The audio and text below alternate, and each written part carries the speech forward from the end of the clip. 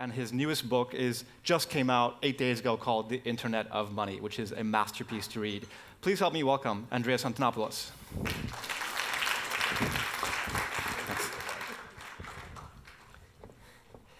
Good morning, everyone. Let's start with a quick poll here.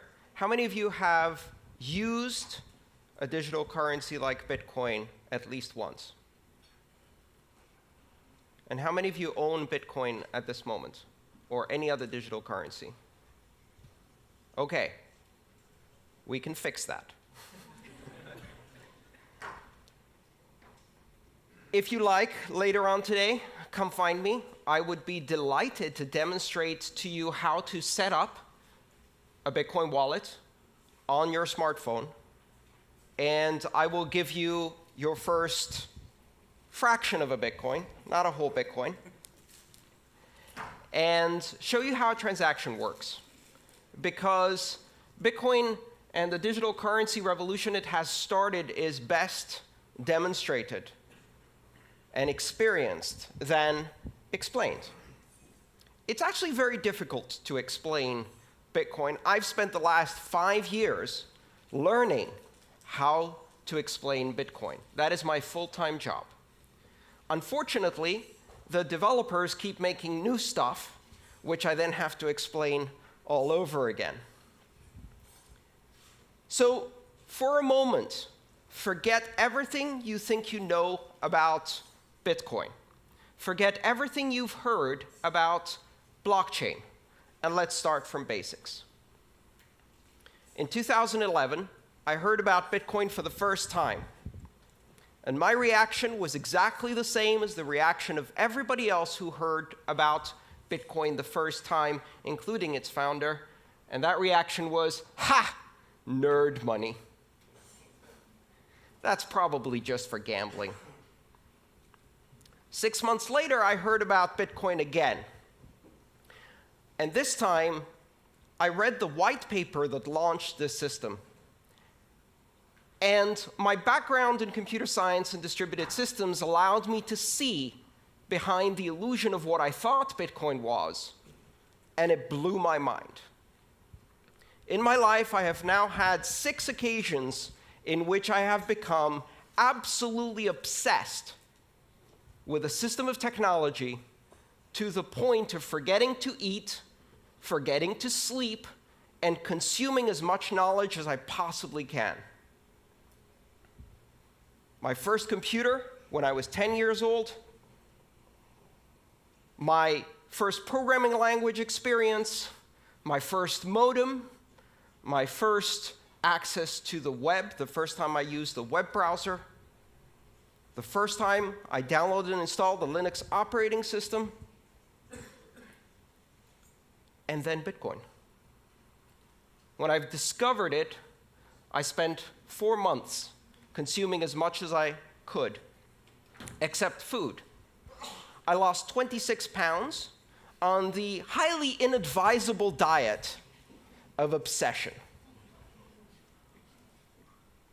I have not emerged from that because I keep finding new layers of depth to understand this.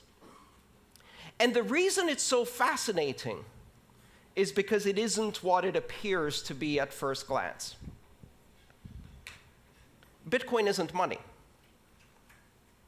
The blockchain isn't a system of currency. It is a platform of trust. It's not a company. It's not a product. It's not a service you sign up for. It's not a currency. Currency is just the first application. It is the concept of decentralization applied to the human communication of value. Because what is money? InQ told us it's an illusion. It's imaginary. And the reason we don't grasp that is because it's so deeply embedded in our civilization. Money is one of the oldest technologies that humanity has. It precedes writing. How do we know that?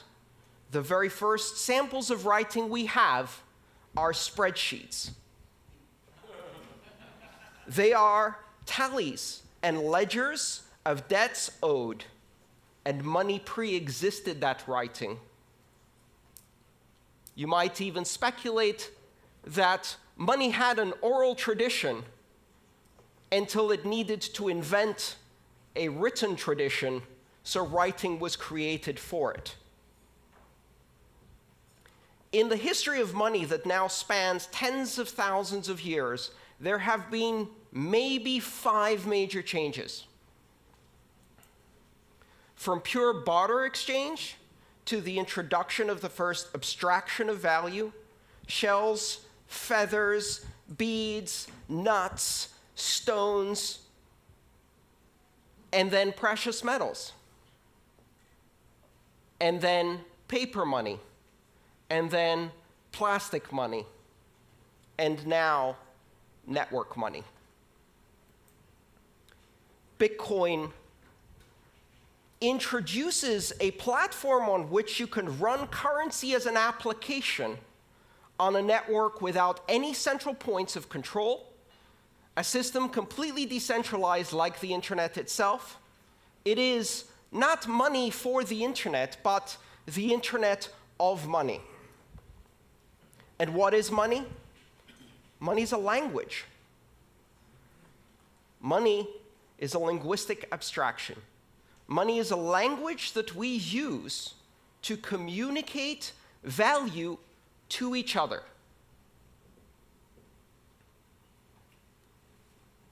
Money simply allows us to express value, and that value may have economic consequences, but it also has other consequences. We use money to express and create social bonds and relationships and associations and to create organization. Bitcoin is the first system of money that is not controlled by any entity, that is completely decentralized. And what that does is it introduces the very same things that the internet brought to communication. If money is speech, if money is a language, and you disconnect it from all other media, and you make it pure speech, pure content, an internet content type, a protocol designation, money over IP, it completely separates it from all of these previous notions of nations, sovereign issuers, institutions that control. And so we go from institution-based money to network-based money. And of course, everyone will welcome this with open arms. Not a chance. What do you think they said the first time someone was presented with a gold depository certificate instead of a gold coin? They said, "That's not money. Go away." What do you think happened in 1950 the first time someone showed up at a motel and presented their Diners Club membership card and said, "I'll pay with this piece of paper"? That's not money. Go away. And now we're on the verge of a new transformation of money. We're on the verge of creating the first completely global, completely borderless, completely decentralized, and completely open form of money. One where you can build applications because this money is programmable. And you don't need to ask anyone's permission to launch an application any more than you need to ask permission to launch an application on the internet. And the only requirement to have a successful application on the internet of money is 2 interested participants. That is your market segment, and you have an application. and 1 million applications will flourish. When you push innovation to the edges of the network, when you remove the requirement for permission, what happens? Exponential explosion in innovation. The applications that could not be built on the old systems of money because they required permission, because they required a significantly large market segment, because they required adoption by many in order to be available at all. Now, none of those requirements exist. Anyone in the world can download an application or use even a feature phone with text messaging and immediately acquire the same powers that institutions of banking have today. And when I say anyone, that's only scratching the surface. Because ironically enough, not only does Bitcoin and blockchain currency not recognize borders, it also does not recognize people. It doesn't matter if you're a person or a refrigerator or a self-driving car. Throughout the history of money, ownership of currency required personhood, either as an individual or as an association of individuals in a corporation. Bitcoin can be owned by machines. Bitcoin can be owned by software agents. Machines can pay each other. And that is not just about economic activity. It's the basis for market-based security systems. It's the basis for creating bonds of authentication between devices. It's the basis of new applications that have never been done before. Bitcoin and blockchain technology unifies the systems of money. Today, we have systems of money for small payments, systems of money for large payments. We have systems of money for payments between individuals. We have systems of money for payments between companies. We have systems of money for payments between governments. Does that remind you of something? That's how communication used to be before the internet. We had systems of communication for pictures, systems of communication for letters, systems of communication for short distance and long distance, and the internet came and unified all of those.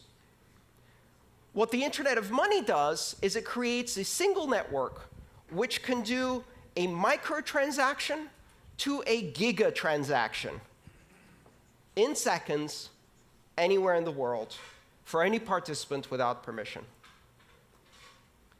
But if you just look at the application of money, you're missing the point.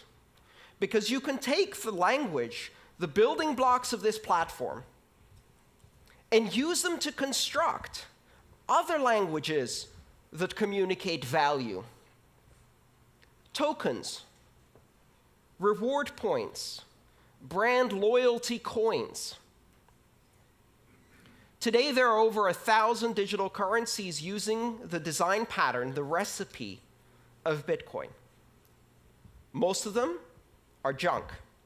Some of them are not. And over the next decade, we are going to see tens of thousands and then hundreds of thousands of coins.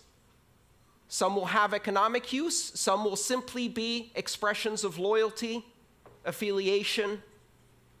They will represent items in the physical world, the title for a house, the controlling key for a car that can be transferred from one owner to another, and 5 seconds later, that owner can step into the car and drive away because the car can validate the new standard of ownership.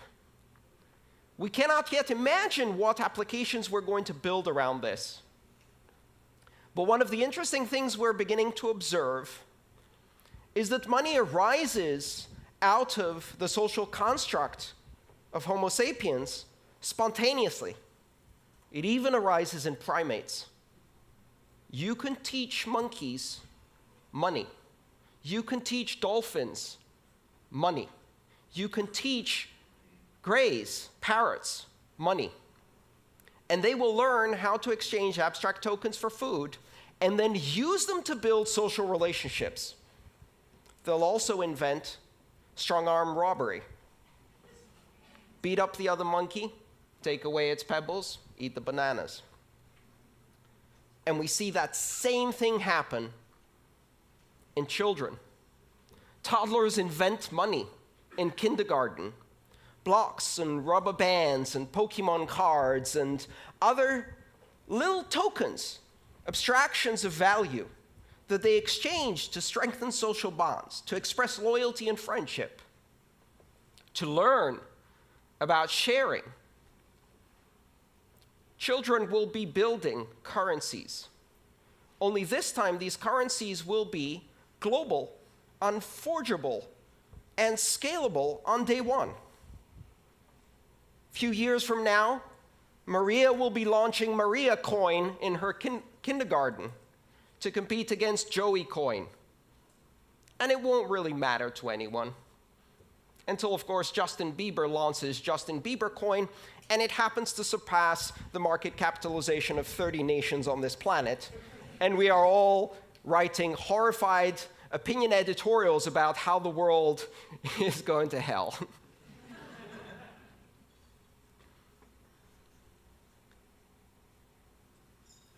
What's happening with this technology is astonishingly deep. And for certainly some of the companies in this room, it's a bit scary. Banking has never been the most innovative sector in the world because there is a very careful balance between innovation and the conservative fiduciary duty that exists in banking, that must exist when you control other people's money. And yet with Bitcoin, you don't control other people's money. In Bitcoin, I control my money. I have complete and total authority over my Bitcoin. It cannot be seized, it cannot be frozen, it cannot be censored, my transactions cannot be intercepted, and they cannot be stopped. And I can do so with almost complete anonymity, and so can anyone 5 minutes after they download an application, and money has changed forever, and banking has changed forever. The idea that you can proceed in the industry of money, in the industries of commerce, and maintain the same conservative attitude that has existed now for centuries, ever since merchants in Venice and Amsterdam started issuing depository certificates and providing banking services. That is gone. That is gone. You cannot operate closed systems that have borders and require permission to join at a rate of innovation that is controlled by the most conservative tendencies within your organization, because now you are competing with a technology that enables exponential growth, exponential innovation at the edges without permission by anyone in the world. And it's not about anyone in this room. Why? We represent the privileged elite. I can go onto a brokerage account, open it up online, and be trading on the Tokyo stock market within 12 hours in yen. That is the privilege that I have. 1.5 billion people have that privilege. 6 billion people can operate mainly in one currency and perhaps have some basic banking services.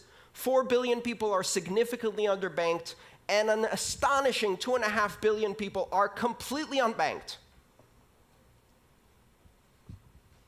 They will leapfrog. They will never have a relationship with a bank.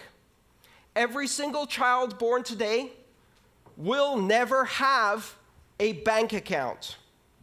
They will have a bank app. A bank app that doesn't give them an account, a bank app that makes them a banker, an international banker in an app. They will not be permitted to open a bank account until they're 16 years old. By that time, I hope they will have at least 6 or more years of experience with digital currencies. And I would like to watch them walk into a bank branch to have someone explain to them what 3 to 5 business days means. It is highly likely that children born today will never get a driving license because they'll have self-driving cars, but they will also never use paper money. Because by the time they get to an age where they really start using money, there is no paper money. It will seem as anachronistic as a fax machine or horse and buggy seems to us. Exponential innovation on a global basis, giving access to the other 6 billion. They have enormous need, and this system offers them a solution. It's not ready yet. It's nascent. It's complex. It's impossible to use for most people. In 1989, I sent my first email. In order to do so, I had to compile a version of the Unix mail program using a C compiler and Unix command line skills. I had to set it up on the command line, type out my email, and that email was transmitted across the great internet in an astonishing 3 days. Exactly 20 years later, my mother replicated that experience with a swipe. Bitcoin today and all of the currencies that are built on that recipe are just at the same level that the internet was in 1991. Only now we have the internet. And so the rate of exponential growth has already started. The innovation is growing at an astonishing rate. I spend every single day full-time trying to keep up with Bitcoin. Just one currency, and it's almost impossible. Do not underestimate this. Do not listen to the people who tell you that Bitcoin is just for pornographers, terrorists, drug dealers, and gamblers. Remember that they said the exact same thing about the internet. And when you give it to 2 or 3 billion people, they're not interested in those things. They're interested in sharing cat videos. And now we have an internet of 1 billion cat videos. When you take digital currency mainstream and give it to the 4 billion people who have been isolated from international finance and commerce, and you give them the opportunity to control their money against despotic governments and corrupt banks that are stealing from them, you give them the opportunity to control their future. You give them the opportunity to transact with everyone in the world, to own title on their own property in a fully transferable digital token that is recognized everywhere. Control over finance that cannot be seized, frozen, or censored. They will buy food, healthcare, sanitation, education, shelter, because that's what we do. And they will not be denied this technology. Do not underestimate where this is going. The Internet of Money was launched on January 3rd, 2009. It's coming. It's coming faster than you can imagine. It's deeper than you can fathom. It's more sophisticated than you can immediately understand. It takes years of study just to see all of the implications. And it is a gift to the entire world, a technology that represents the 6th greatest innovation in the technology of money, the most ancient technology of our civilization. Thank you.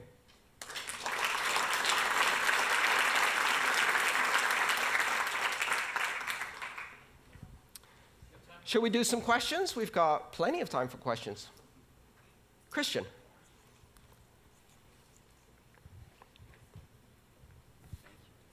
What determines the buying power of the currency?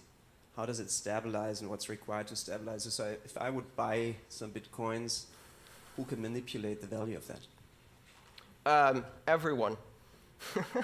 The buying power of Bitcoin is determined in exactly the same way that the buying power of the euro, the British sterling, the Japanese yen, or the US dollar is determined through market forces of supply and demand in international liquid markets that operate around the clock.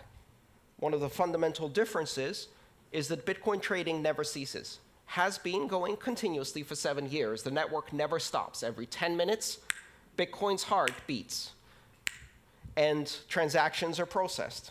The exchanges never close. There is no closing price for Bitcoin. It is a rolling average. And in that trading, a market capitalization of approximately $12 billion is now traded internationally. What is $12 billion for a global currency? It's a guppy swimming in shark-infested waters. And every trader, every whale goes in there and just kicks that price around. So right now, the experience of living on Bitcoin, which I have been doing full-time for more than 3 years, is a roller coaster.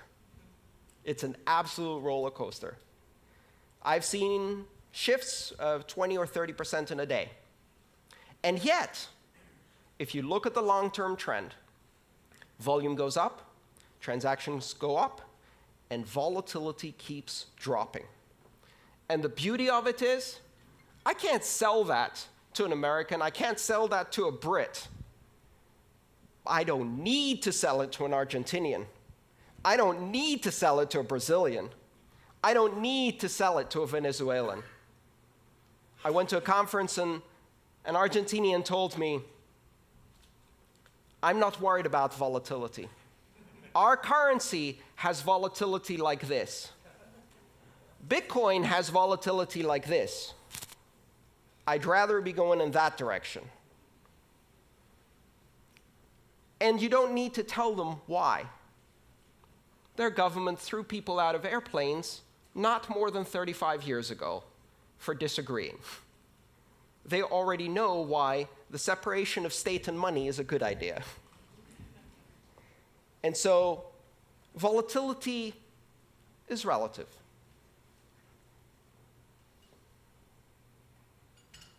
Any other questions? Come on. Yeah.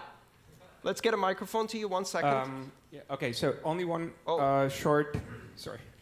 Where are we? There you are. Sorry. Thanks. Great speech. Obviously, it sounded a little bit like one side of the coin.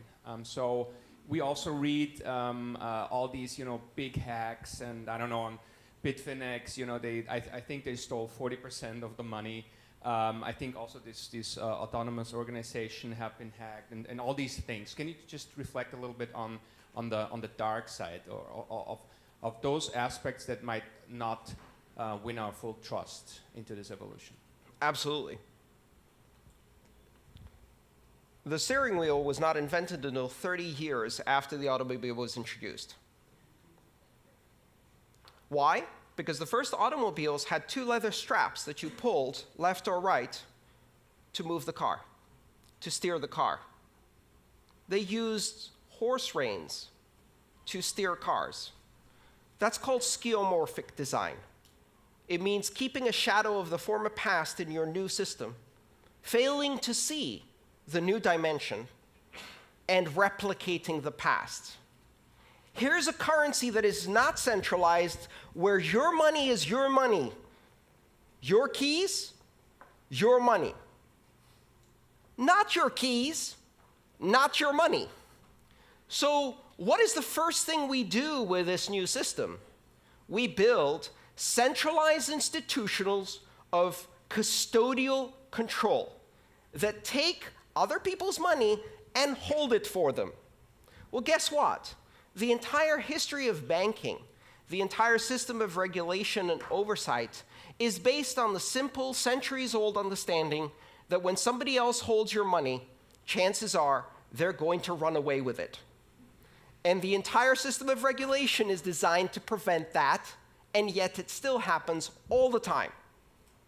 in hedge funds, in banks, in national currencies all the time. And so, of course, if you replicate custodial accounts, exchanges that take other people's Bitcoin and concentrate it, it happens again. Even worse, because there are no oversight and regulations in most of these spaces. The answer is really simple. Stop centralizing the decentralized currency. Stop trying to replicate the banking past in the future of money. And the important thing to realize is that security in Bitcoin is an emergent property that exists because of the decentralization of control and power. If I want to hack 1 million customers' Bitcoin and they're holding their keys, I have to hack 1 million customers. If they all give their keys to one person or one organization, then we've got a honeypot. A honeypot that attracts the attention of every hacker on the planet. And notice what's happened. Over 7 years, and with a market capitalization of $12 billion, Bitcoin is the largest cryptographic deployment in the world, the largest public key infrastructure in the world, the largest security honeypot in the world. And it is not secure because it doesn't get attacked. It is secure because it generates immunity by being attacked all the time, 24 hours a day by the most sophisticated attackers this planet has. And if you, in that environment, set up a centralized custodial exchange using PHP and MySQL, and you park a $150 million honeypot in there, you're inviting the sharks. Bitcoin banks get hacked. Bitcoin exchanges get hacked. Bitcoin has not been hacked and cannot be hacked because there is no point of control that you can apply pressure on. It's completely decentralized. All right, maybe one more question? Yes. Where does supply of Bitcoin come from? And how are you sure the market doesn't get oversupplied? The supply of Bitcoin is determined algorithmically based on a geometrically declining supply function, meaning that in the beginning, every 10 minutes, 50 new Bitcoin are created. So every block, the heartbeat, 10 minutes, created 50 new Bitcoin. This Bitcoin is used as a reward in a game theory-based security model that ensures that every transaction is independently validated by completely anonymous actors who have to stake electricity as a guarantee of the security work they've done. And if they succeed in doing the security work of validating transactions correctly, they earn as a reward, based on a probabilistic return, that reward, 50 Bitcoin every 10 minutes. That's how currency is introduced into the economy. Every 4 years, it gets cut in half, 50 to 25 in November of 2012. And this year, in July, this past July, we had our second halving event, which was celebrated with birthday parties all over the world. And Bitcoin's reward went from 25 to 12.5 Bitcoin. As a system, it's designed to have a monetary policy that is purposefully deflationary and simulates the issuance of precious metals. It gets harder and harder and harder to mine gold at greater and greater and greater cost. And Bitcoin is the same. The idea being that less and less is issued over time. If you follow that geometric curve, at some point you reach the end. In the year 2141, Bitcoin is no longer issued. 21 million coins is the asymptotic cap. It will never reach 21 million coins. That is part of the protocol. It is an unchangeable part of the protocol, and it is a rule enforced by every system that participates in the Bitcoin network. It is meant to be sound money, but it's not the only monetary policy that exists. There are several other currencies that implement different monetary policies. The idea is really for Bitcoin to serve as a very, very solid reserve currency for many other things. Andreas, may I ask you one question? Please. What advice do you have to give to companies here who are from non-financial institutions about how they should take tactical steps to think about experimenting with the blockchain in terms of storing value? I think understanding that it's not just currency, understanding that it is a platform for trust, understanding that it can be used as a historical record of truths that can register information, that it can be used to create all kinds of tokens that can be exchanged between your customers, your suppliers, your manufacturers.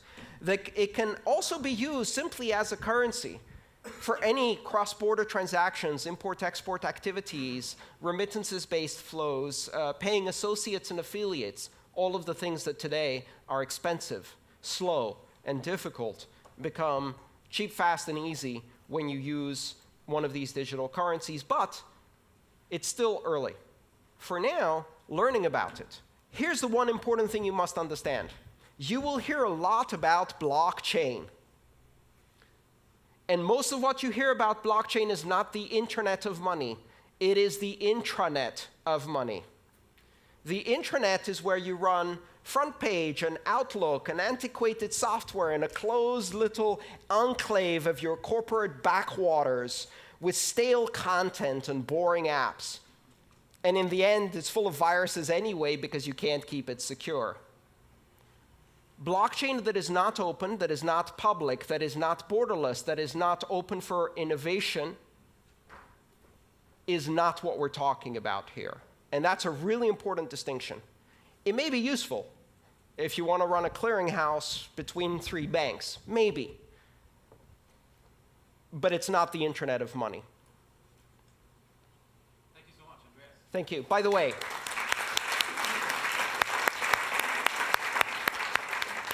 everybody who asked a question gets a free copy of my book. Come and see me in the back there. Thank you so much.